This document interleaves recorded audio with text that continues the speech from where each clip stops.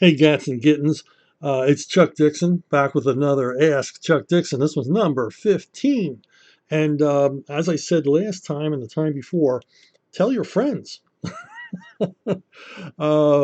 Since social media is an utter lie unless you're willing to put tens of thousands of dollars into it, and I can't even reach all of my Facebook friends, maybe you'd like to help me out.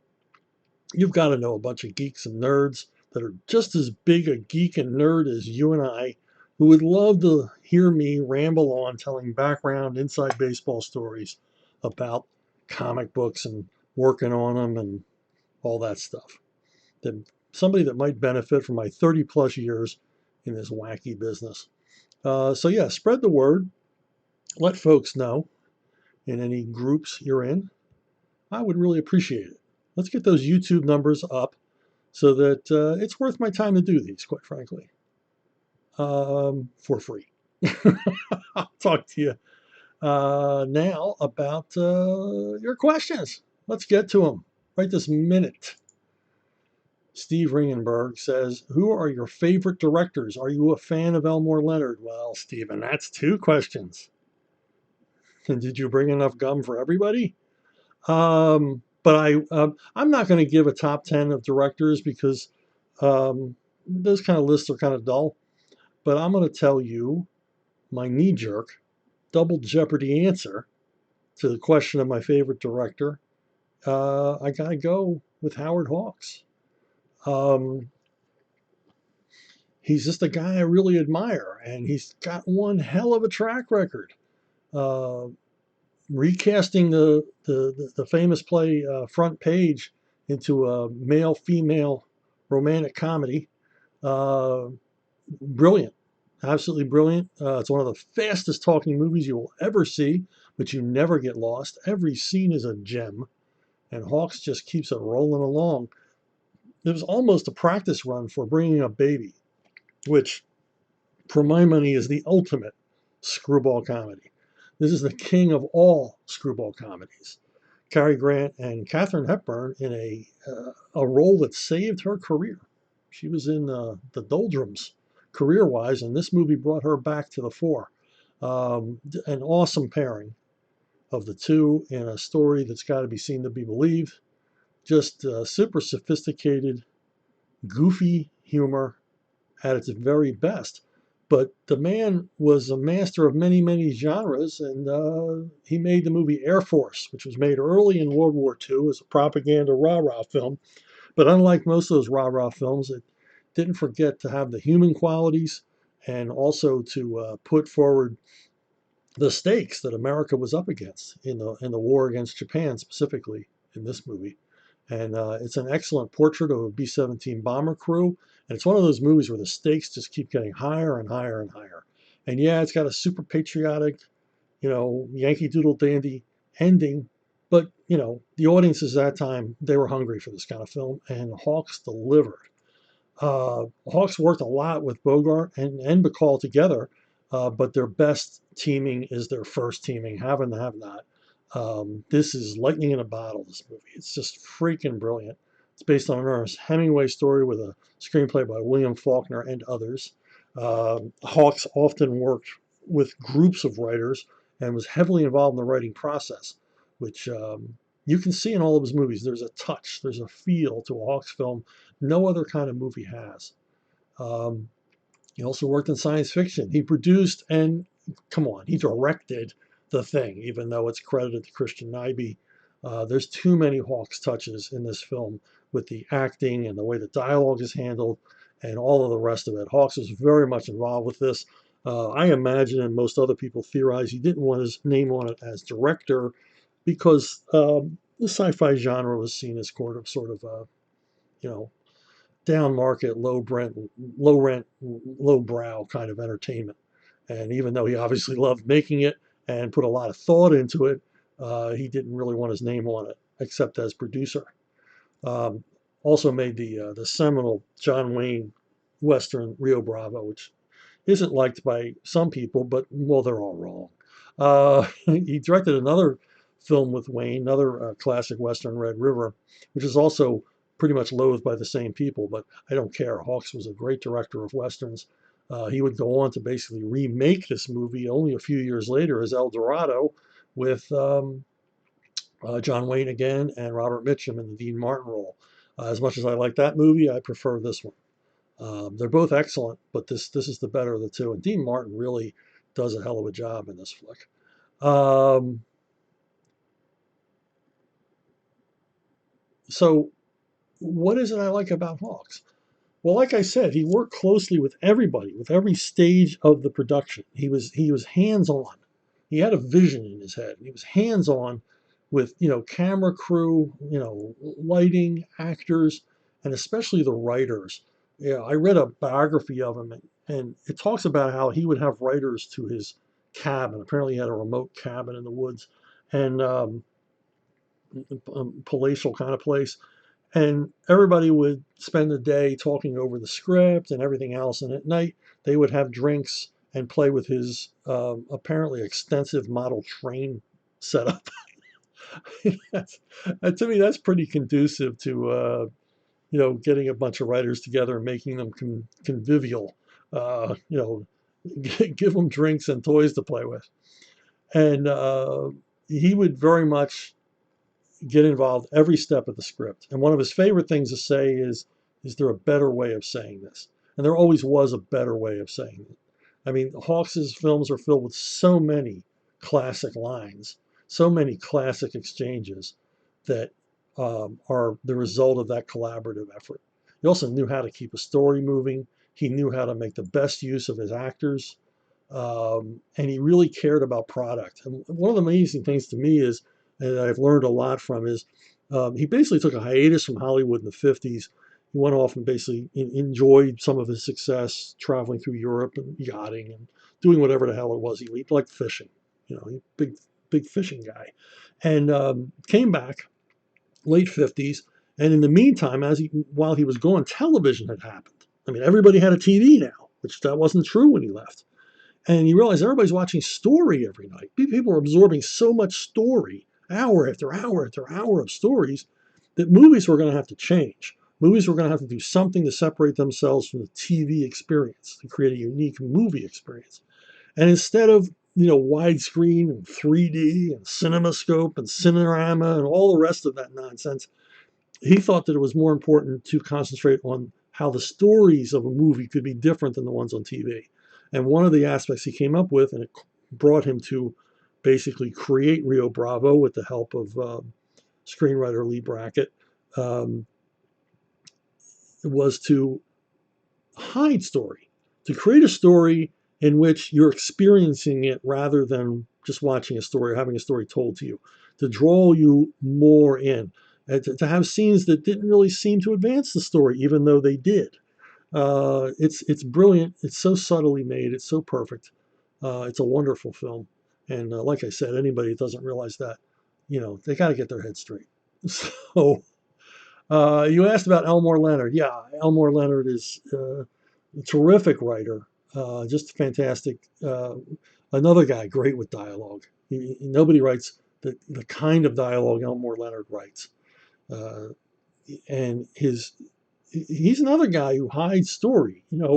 If you ask somebody the plot of an Elmore Leonard novel, it's kind of hard to describe. There's an inciting incident, and then things just sort of happen.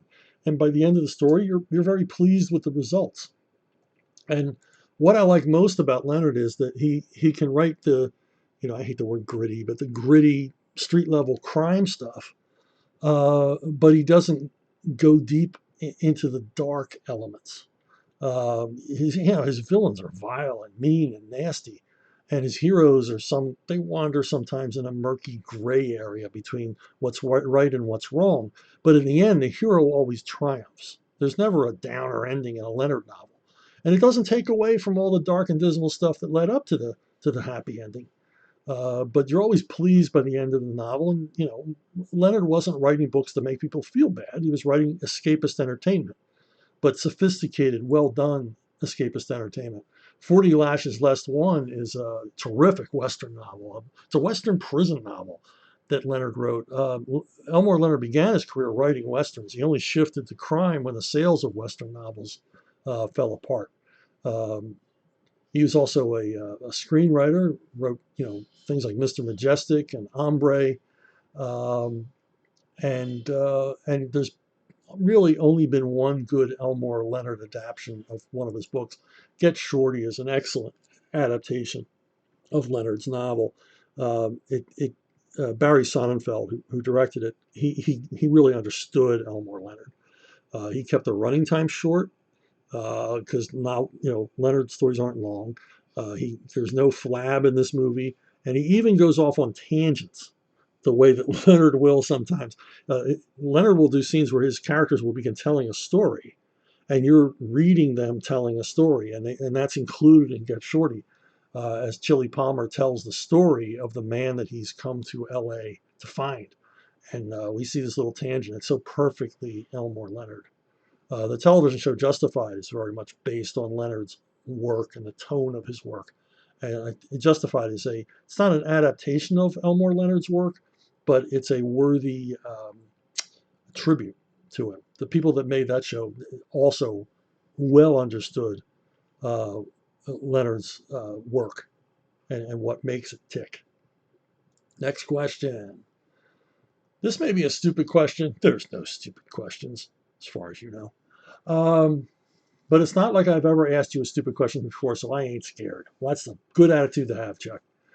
You do a good job in the Medal of Honor graphic novels of honoring those awarded the medal and telling their story. How much of the dialogue is accurate?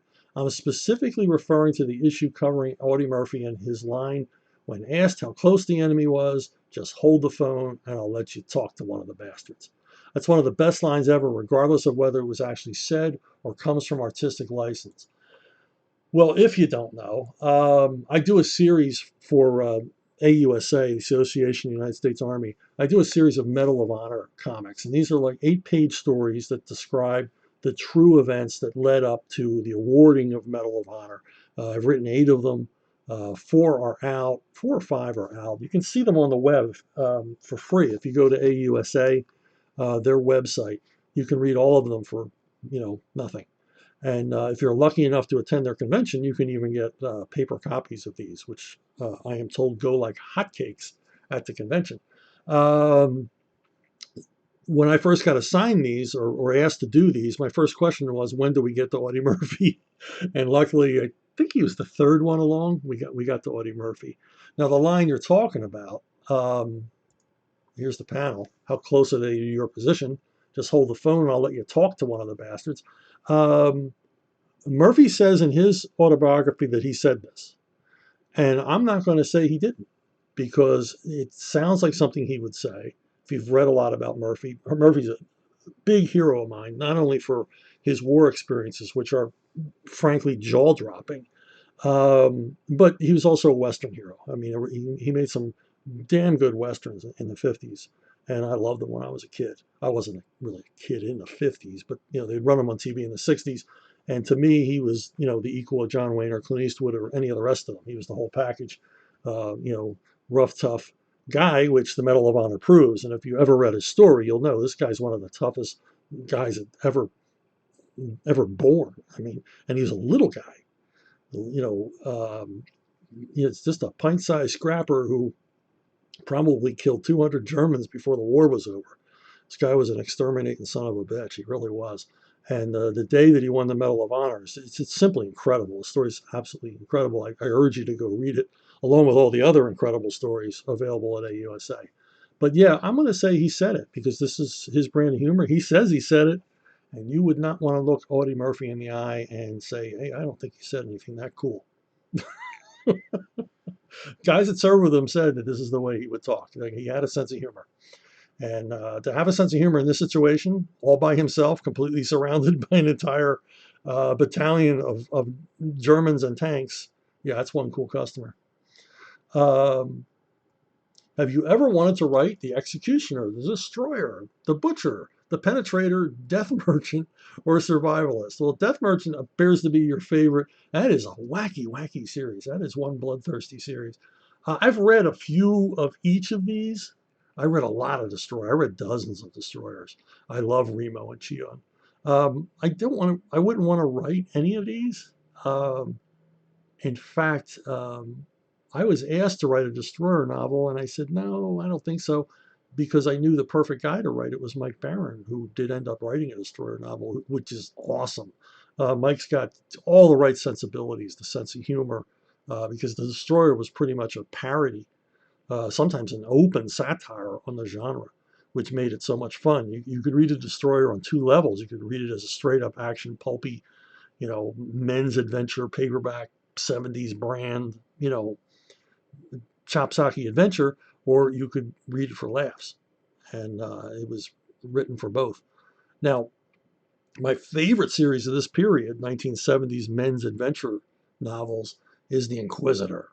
The Inquisitor was written by Simon Quinn, which was a pen name for Martin Cruz Smith, who would go on to write Gorky Park, a bunch of other, bestsellers, real grown-up literary type bestsellers. But he wrote these in the early 70s, and they star Francis Keeley, who is basically he's James Bond for the Vatican. He's a spy who works for the Pope.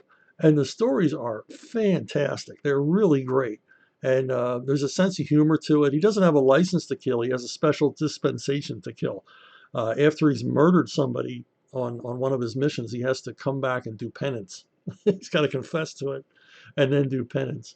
But the stories are terrific. The Midas coffin, the one in the middle, has a fantastic gold robbery that's really inventive, and it's told with a lot of detail. It's a great heist story. And what I like about this series is no two novels were the same. There was no formula to the plot. He just created a crazy story and threw Keeley into the middle of it. There's another novel called Nuplex Red, which is about a nuclear power plant being taken over by terrorists, and they create a meltdown. And at the time of 3 Mile Island, it was the only book in my possession that told me what to expect. So it's very, very detailed about what happens when a nuclear power plant melts down. I remember getting shivers when they started talking on the news about handing out iodine tablets. It's very significant. That's a very significant part of the novel.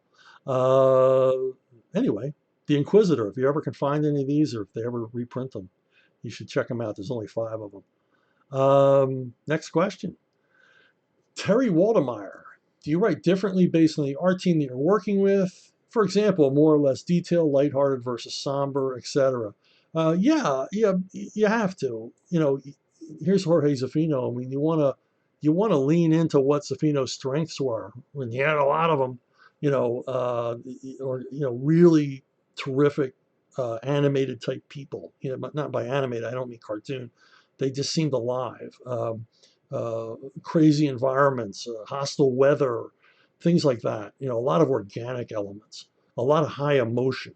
He drew the greatest pissed off people, but he was a specialist. I mean, you wouldn't write a humor thing for Jorge. Maybe he could have handled it. I mean, there was a little touch of humor here and there in some of the stories, but yeah, he's not a guy you go to for laughs.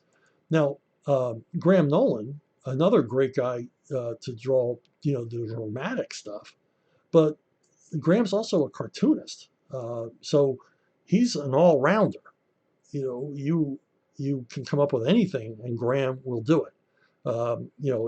His work goes from the heavy dramatic to the fully cartoony, as you can see here. His strip Sunshine State, which I urge you to check out, and everything in between.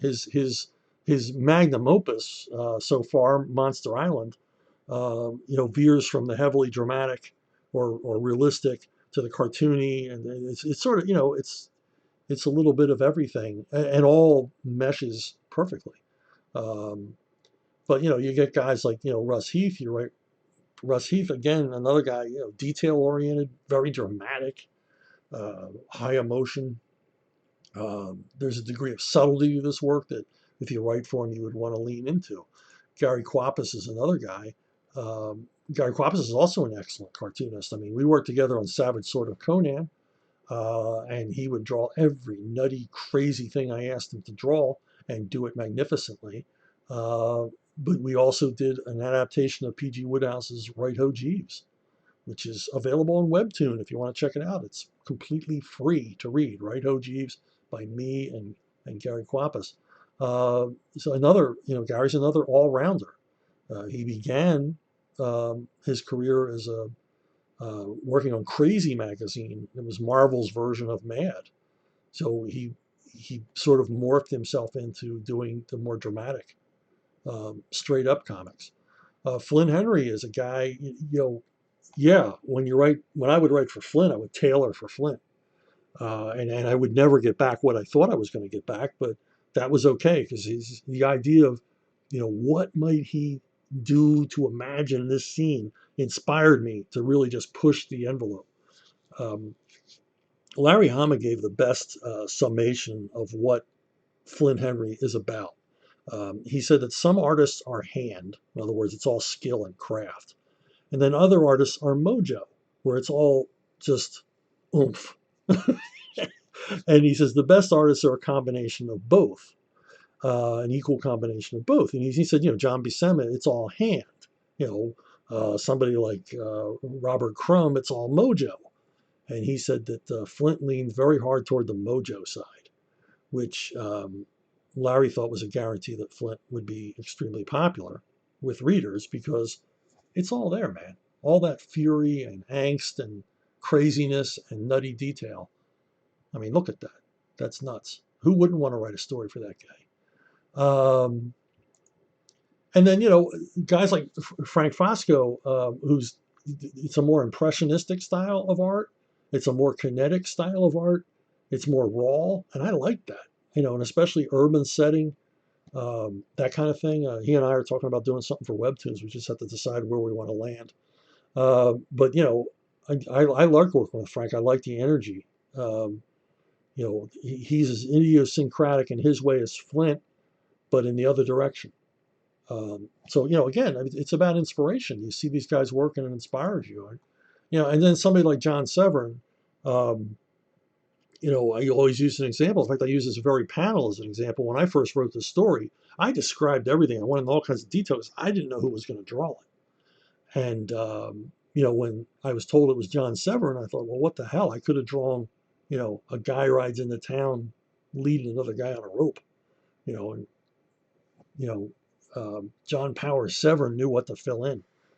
So yeah, I tailor to the artist. I'd like to know who the artist is going to be, to know what I can do. The best example I can think of not knowing, writing and not knowing, Robin Year One, when Scott Beatty and I wrote it, we didn't know who was going to draw it. When we saw Javier Pulido's art, when they chose Javier Pulido and showed us his art, we rewrote the entire first issue. Because we thought, my God, look at the storytelling chops this guy has. There's a lot of stuff we can cut out. We can cut dialogue. We can do all kinds of things. And we completely reformatted the story for Javier, for his strengths. So yeah, you got to think about all that stuff.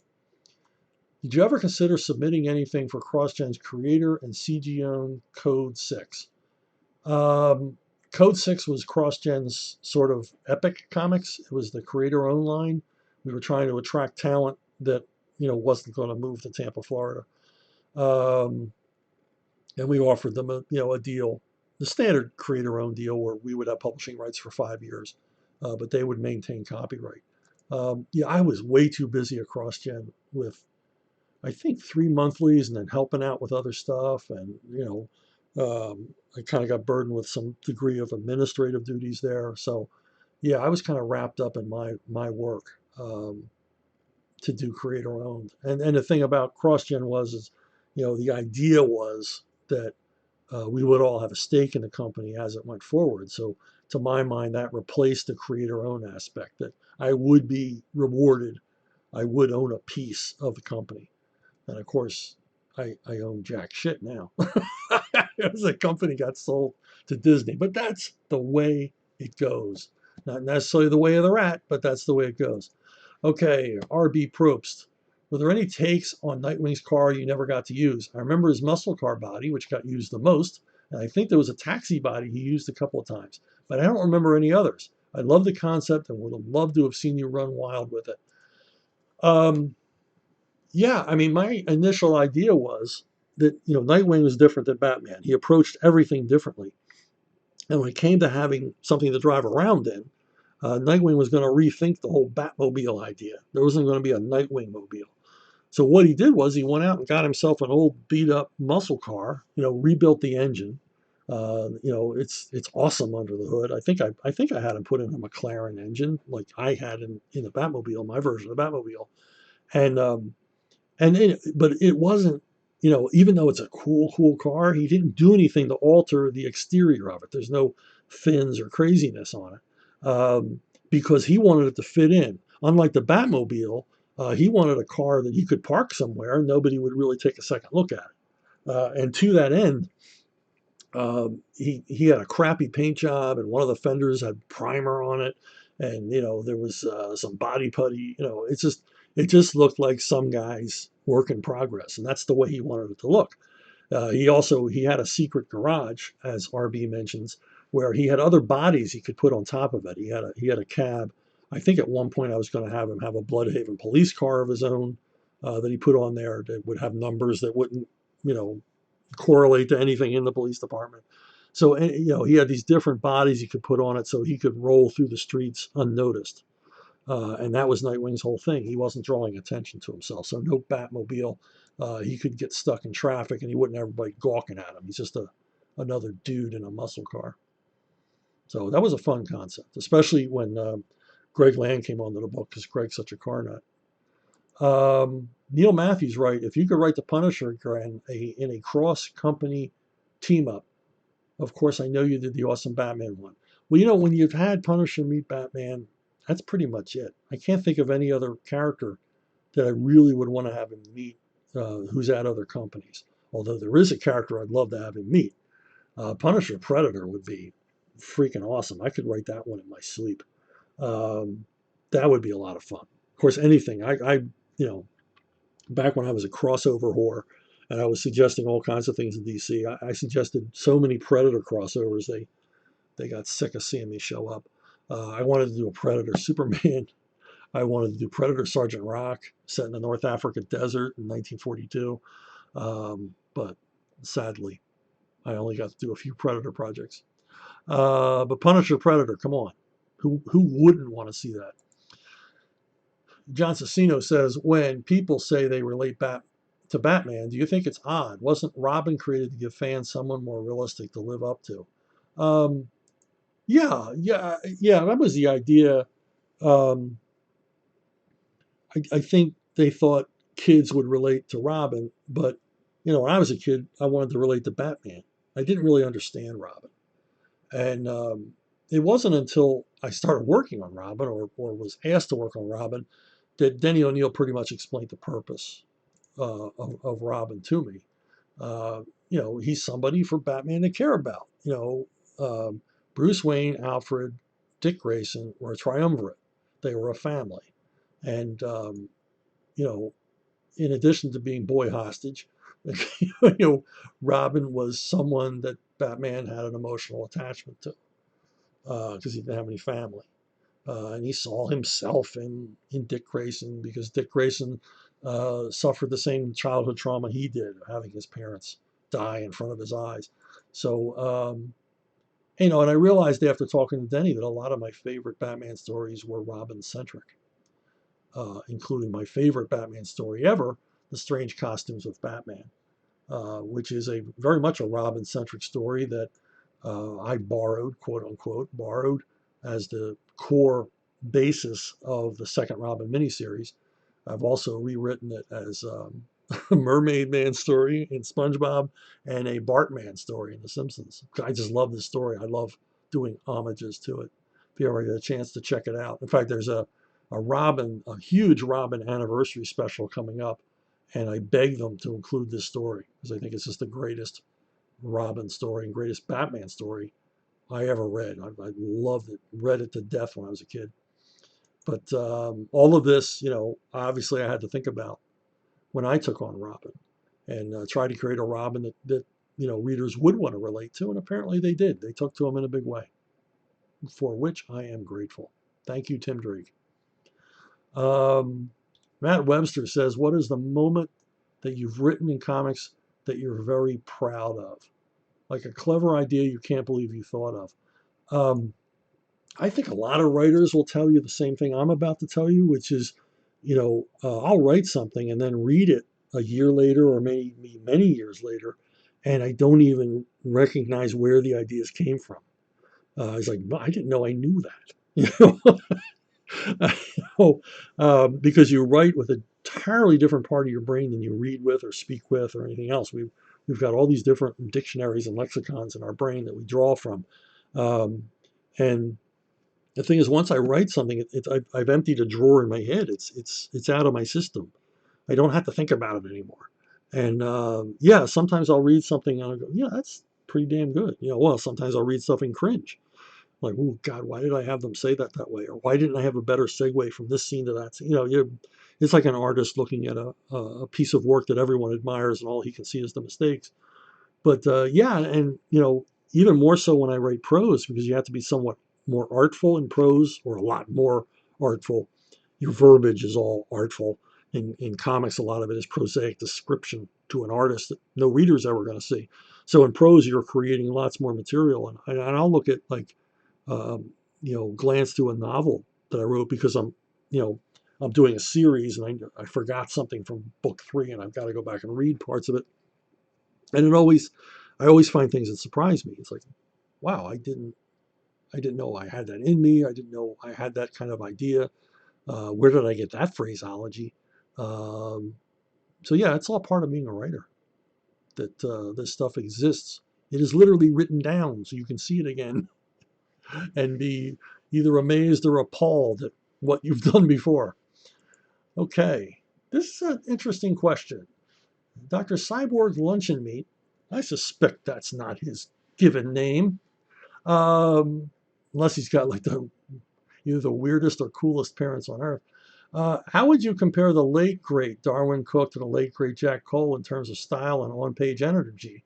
To me, he, Darwyn Cooke, was the second coming of Cole. That is a damned interesting question. I gotta say, that is one hell of an interesting question. Jack Cole was the creator of Plastic Man. It's not his Plastic Man there on the, I don't know whose that is. Dick Giordano, perhaps.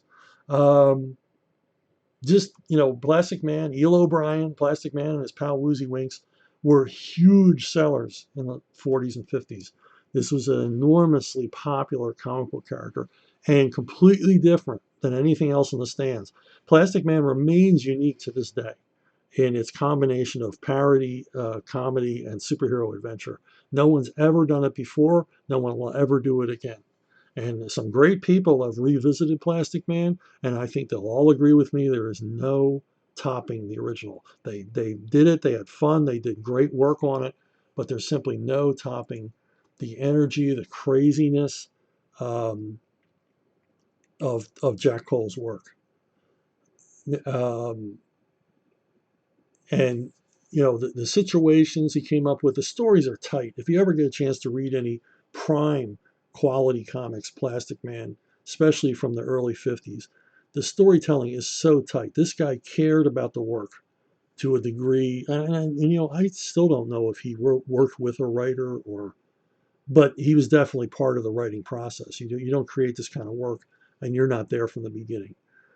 Just the goofy concepts. I mean, every issue featured 2 or 3 solid villains that you would simply never see again. They were one-time gimmick villains, um, but just seamless storytelling, funny stories too. They are actually really funny stories, and you know, just a giant to anybody in the comics medium. If you haven't checked out Jack Cole's Plastic Man, you really should. Um, Now, how does he compare to Darwyn Cooke? It's funny because they have kind of reverse origins. I mean, Jack Cole was a comic book guy first and foremost. Most of his, I think, all of his work for quality, if I'm not mistaken, on a number of series. He also worked on Will Eisner's Spirit. He did the daily strips for a long time while Eisner was in the army. And but while as much as Cole loved comics and obviously was invested in the medium because he did such amazing work in it, he longed to be more, and he wanted to be in magazines, and he wanted to be a cartoonist for like the New Yorker, things like that. He wanted to be on the more sophisticated end, or failing that, have a daily newspaper strip. Now he left comics, went to work for Playboy, um, and if I'm not mistaken, I read somewhere that he wrote gags for other cartoonists for New Yorker. So he did appear there. And quite a few cartoons in Playboy, quite a few cartoons in the more down market men's magazines at the time. There were a lot of them, a lot of like joke and cartoon magazines for men. Cole did quite a bit of work there, and he did excellent work. Um, a lot of it funny, most of it by today's standards very sexist, but you can imagine. And he also had a daily strip of his own about a married couple raising a young baby. And before his tragic suicide, which to this day I have never heard of an explanation as to why Jack Cole killed himself, because he basically had achieved what he wanted to achieve. Now, Darwyn's story is kind of the exact opposite. Darwyn started out in magazines. He started out as a highly regarded, well-respected um, art director at some of the top fashion magazines, working with some of the top modeling agencies and things like that, doing design work and all the rest of it. But what he really wanted to do, and he's told this story to many people. I'm not telling tales out of school. He pretty much just had a bad day in the magazine business. Just overworked himself to the edge of a nervous breakdown, and realized I can't keep doing this. I can't stay at this pace in the magazine industry. And he thought to himself, well, what is it? When's the last time I was happy? And he thought the last time he was happy, he was sitting in his parents' kitchen drawing superheroes, as a kid. And he thought, well, why don't I give that a whirl? And thank goodness he did. Um, and an all too brief career, but a mover and shaker, a guy that really classed the joint up, as they used to say, with some fantastic work, just amazing work. And this is a guy who, just like Jack Cole, loved comics, but he'd already been outside comics, and he was looking at comics as a haven, not a place to get out of, not a stepping stone to something else. This is where he wanted to be, and it's pretty obvious from the incredible work that he gave us in a relatively short amount of time. Um, but yeah, I see a lot of the same energy, and certainly the same level of craft, certainly the same level of a desire to entertain, and no pandering to the audience, but also remembering it's escapist entertainment, just doing his best to keep the audience entertained. So yeah, I would absolutely place Darwyn as an equal to Jack Cole in a lot of ways. So again, that's a very interesting question, and I think a very astute one. Thank you so much for that, and making me and and all the rest of us think about the comparisons between the great Jack Cole and the equally great Darwyn Cooke. Hey, like I said, spread the word on these YouTube videos. I'm going to do these for free as long as I can. But if you want to go on over to Unauthorized TV, it is a subscription service. You're going to have to pay there. But there are many, many, many more videos that go into crazy, geeky, nutty, totally anally retentive depth on a lot of these subjects. And there's I think getting close to 90 videos over there for you to look at. So I would appreciate it if you at least stop over, watch a couple of the free videos, and check out the menu of all the rest. And that's about it for me. I I'll see you next week, and I'll see you down the road.